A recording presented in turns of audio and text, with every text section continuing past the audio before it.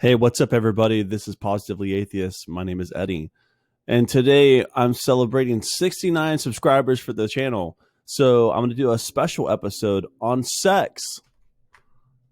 Yes, that's right. SEX. I remember when I was younger, I lived on an area with just a couple of family members' houses in the area. We lived on a large piece of land, 400 acres of land. And I remember one day my aunt comes screaming down the road. We all the kids. So they literally rounded up all of us cousins together to come out to the middle of the woods where apparently somebody had written the word sex in the sand real big. And, at this point I was probably like 12, 13 years old or something like that. And I remember they made this big deal about it, and eventually nobody came forward. So we all got our butts beat because nobody admitted to writing the word sex in the sand. Now, the thing is that the obsession with sex by Christians and theists and religious people, I just do not understand it. There is this major obsession with sex when it comes to religion. And when it comes to who to have sex with and what positions and whether or not you can have sex with or you can be attracted to the same person of the same sex. So I want to talk about a couple of key issues when it comes to sex in religion and just in general in life and how it relates to our religious experiences. To me, I grew up at a time where the purity culture was really taking root in America. And I think there was a book author, Josh McGowan, I think his name was, but he wrote a book, a very popular book that was out in a lot of evangelical youth groups and youth ministries at the time. It was kind of like the standard reading for the time. And I think it was I Kiss Dating Goodbye. And it was like this hyper purity culture based philosophy when it comes to dating and relationships. And the thing is that this wasn't a very good plan. I actually followed Jesus' guide to sex, dating, and relationships when I was younger, and I ended up getting married, and we're no longer married anymore. But the thing is that those principles that I learned as a young person went on with me to affect me in very adverse and honestly horrible ways. Because what it did for me was it made me uncomfortable with sex, right? It made me uncomfortable with the idea of sex and what sex was, right? Now, of course, they always taught that sex is perfectly fine in marriages, but the stigma was that there was something off about it just in general, so that you had to get married to experience the bliss of sex.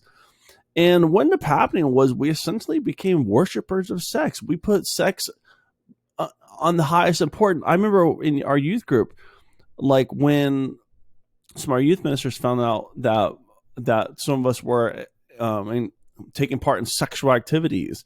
We all know what happens on youth trips and that kind of stuff. This is like ripe ground for promiscuity. They put us around a bunch of other people our age, and we have a lot of alone time. And inadvertently, somebody ends up doing something on a school bus, on one of the church buses, or whatever. And then once happens, we end up getting berated by it for it. We get basically brought into offices. We would get brought into offices. We would get preached at to the point we were crying. They would report illicit activities to our parents. And it was a huge deal. It was just such a nightmare. And sex was basically used to browbeat us into submission. And the thing is one of the problems with Jesus' guide to sex, dating, and relationships is that sex is a huge important part to any relationship, and not just sex, but it's that chemistry and connection that's very important to a relationship. And what's up happening with a lot of people who are in their religion and steeped in their religion is they end up getting married for the wrong reasons. And I can personally attest to this, where you're getting married because you feel like that it's what you need to do to be able to experience the full benefits of God's plan for you in a relationship, that you should wait until marriage to have sex. I know people who wait until marriage to kiss their spouse. Now, can you imagine this? Imagine if you waited till marriage to kiss your spouse and you just can't stand the way their breath smells or tastes, or you can't stand like the way they kiss. You know, this happens for so many people in religions where they enter into these lifelong committed relationships at the early ages. I got married originally at 21. I just basically graduated high school and just got my feet underneath me, but I felt compelled that I had to enter into an arrangement that ultimately I wouldn't have entered into otherwise. It's not that I don't care for my ex or whatever. She's a wonderful person, but the problem here is that when sex is such an integral part of a romantic relationship, and not just sex itself, but the connection that comes from that, until you have got that as an experience and you understand what this person is like, how can you actually really commit to being in a lifelong relationship with this person? Let's be honest. The person might not be good in bed. They might have features that you don't care for. But so many people in who have been religiously indoctrinated, waiting until marriage, come with huge surprises on the back end when it comes to sex and relationships. And what they often find is that the juice isn't worth the squeeze. That, man, if this is what I got married to experience this, and it's not really all it was cracked up to be. And so what ends up happening is you end up having a lot of really unhealthy, unhappy marriages where people are just disgruntled. They're disgruntled because they follow Jesus' guide to sex, dating, and relationships, and they've got burned. And now they're in this relationship they're not happy in. They're in this relationship that they're not pleased to be in. They don't have that incredible sexual energy that they think is possible, right? And what ends up happening is it pushes a lot of people into depressions. It pushes a lot of people into just being nasty, disgruntled people in life.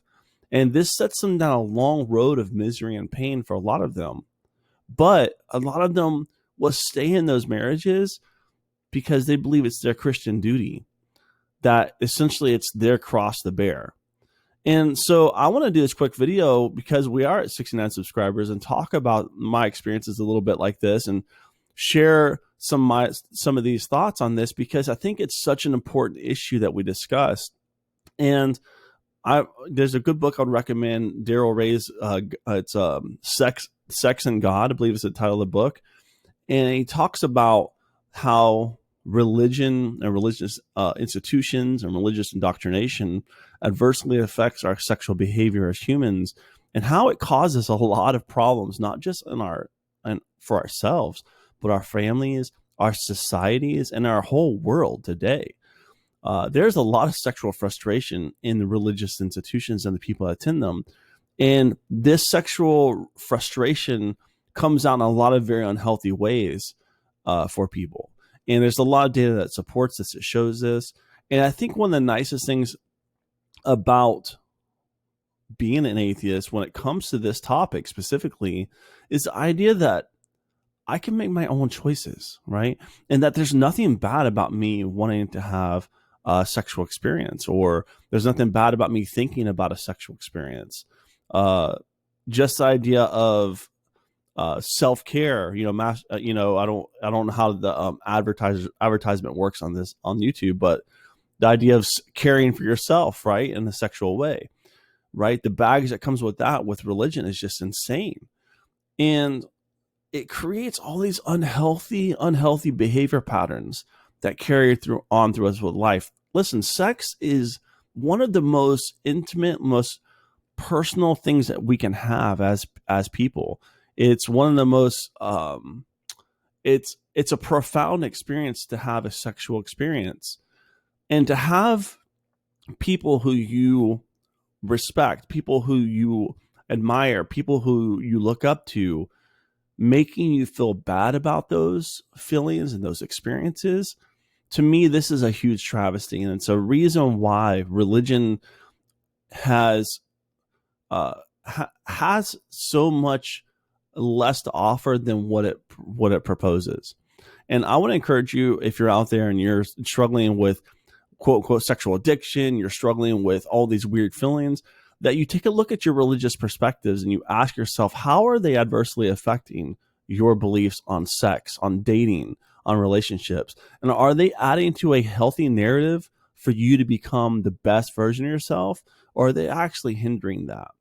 And if you're one of those people who are in a marriage and you got married for the wrong reasons, you got married because maybe that wasn't specifically for sex, but that was part of it. And then maybe you realize, hey, if we had sex before, I really wouldn't have married this person.